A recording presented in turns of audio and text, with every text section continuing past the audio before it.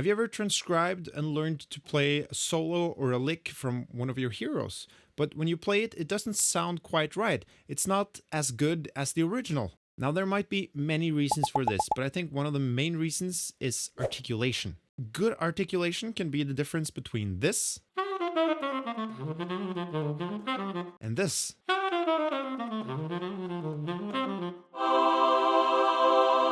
In this video, I'm going to try to show you how I approach articulation based on concepts I learned from George Garzone and many other teachers. When it all comes down to it, articulation can be a pretty individual thing, but these are some concepts that will help you become more aware of what you're doing, and a couple of exercises to help you get your articulation going. So join me and learn how to articulate like a pro.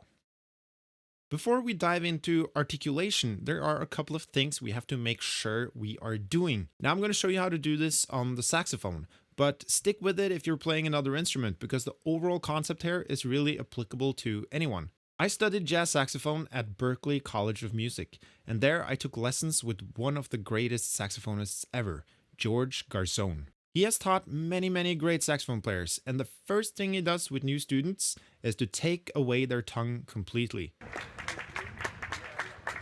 Articulation on a saxophone means stopping the airstream for a brief second with your tongue, and then as you release the tongue from the reed, you let that airstream flow through the horn again, and you get an articulated note. The problem that George saw with a lot of his students was that they were over-articulating, meaning articulating too many notes and too hard. So by taking away any articulation completely, we can make sure that our fingers are playing in time before we introduce the tongue, the articulation, into the picture. So the next time you're practicing your scales or you're learning a challenging lick, try to play it first without articulation, because that's the only real way to know that your fingers can actually play it and that you're not masking the unevenness in your fingers with articulation. Let's play a concert E-flat major scale going up to the 9th and back down again.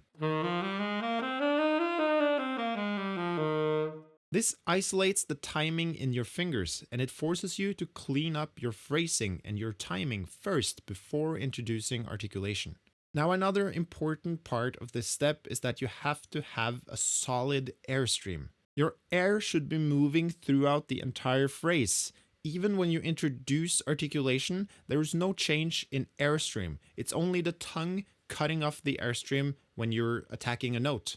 So if your phrases are not happening without articulation, they're not going to happen with articulation either. So the first step to articulation is to play with no tongue at all, making sure your fingers are moving evenly and with good time, and that you have a solid airstream that is continuous and going through the entire phrase.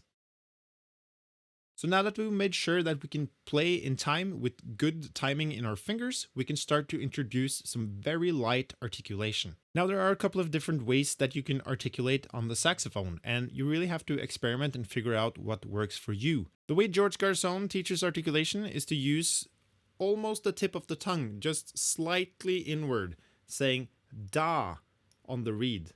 Da, da, da. Other players will tell you to say ta. That means using the very tip of your tongue. And I've transitioned from the da to more of a ta because I'm playing a lot of horn section and I need a snappier articulation to get shorter notes.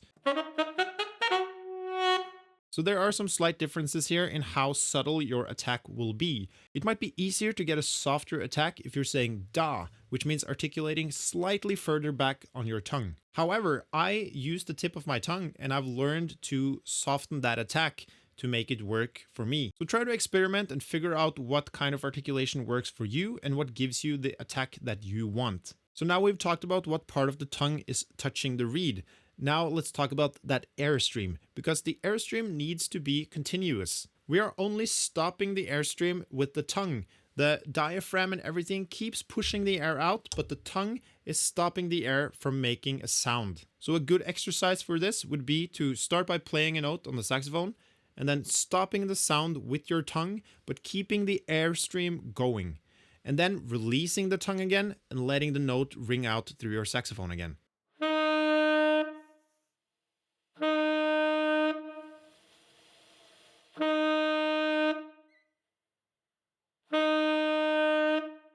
Do this back and forth so that you learn how the tongue can stop the airstream and release the airstream.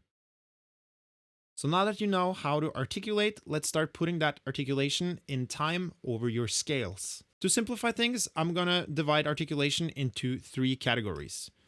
The first is an attack with your tongue, saying ta or da. That's an articulated note. Then you have an unarticulated note, which is just the airstream producing a note with no tongue. And then finally, we have the ghost note, which means sort of swallowing the sound or blocking some of the air from going into the saxophone. It sounds like this. And when you learn to mix these 3 kinds of articulation, you're really going to be taking your playing to the next level. So let's go back to that concert E flat major scale. Now I want you to practice to articulate every other note in that scale. First, let's articulate the downbeats only. Now let's reverse that and articulate only the upbeats. Now let's articulate the downbeats, but play a ghost note on the upbeats, sort of swallowing the sound. And now let's reverse that and articulate on the upbeats, but swallow or ghost the downbeats. And make sure you're practicing this very, very slowly, because this is when you're aligning your tongue with your fingers, making sure that they're playing together in time.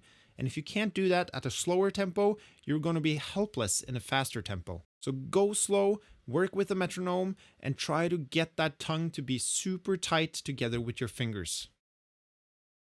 Now let's talk a bit about what jazz articulation really is. Now the basis for jazz articulation is this second version of the exercise that I just showed you, where we're articulating on the upbeats. Simply doing this will help you get your phrases a lot more jazzy. But there are loads more nuances and ways to help you shape your lines using articulation. I'm going to talk about a couple of them, but the best way to learn this is to listen to a lot of music and really pay attention to how different players articulate. In the end, it's really up to you to figure out how you want to articulate using these tools that I've just showed you. But let's talk about a couple of very common ways to articulate your phrases. Often players ghost lower notes in phrases and tongue the higher notes in their phrases, and especially if there's a leap, you tongue that higher note. This will help you exaggerate the shape of your lines. If you're playing some more modern language that's more pattern-based, you can tongue the first notes in the patterns to exaggerate the pattern. It's all about adding some dynamics into your phrases by using articulations and ghost notes and untongued notes. Now, there's no single correct approach to how you articulate, so go listen to your heroes and figure out what they're doing, or play along with recordings and try to mimic the articulation that you're hearing. Like so many things in jazz, your ears should be guiding how you articulate, and the only way that your ears will know how to is to listen to a lot of music. Now finally, let's talk a bit about tempos, because various tempos will also require different articulation. For higher tempos, you might not be able to articulate every single note, and then it can be a good idea to articulate every first note in 4-note groupings.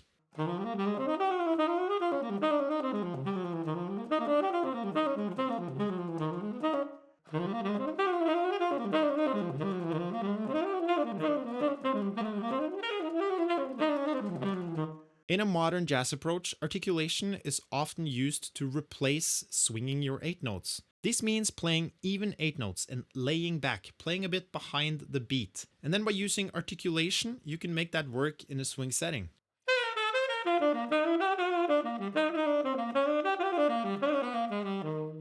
So articulation is really the secret sauce to make you sound like a confident jazz player. Start by taking the tongue out completely, and then when you reintroduce it, do it very lightly. Work on your upbeat and downbeat articulations, upbeat and downbeat ghost notes. Listen to your favorite players and observe how they articulate. And over time, you will be able to phrase just like your heroes. If you like my approach on articulation, you should go check out my album Slackline so you can hear how I articulate. It means the world to me when you guys check out my music, and hopefully you can learn something about articulation, at least how I do it, by listening to it. Now don't forget to like and subscribe and write your questions in the comments. I'm so happy to answer any questions you might have about articulation. Now, thanks for watching the video, and I'll see you in the next one.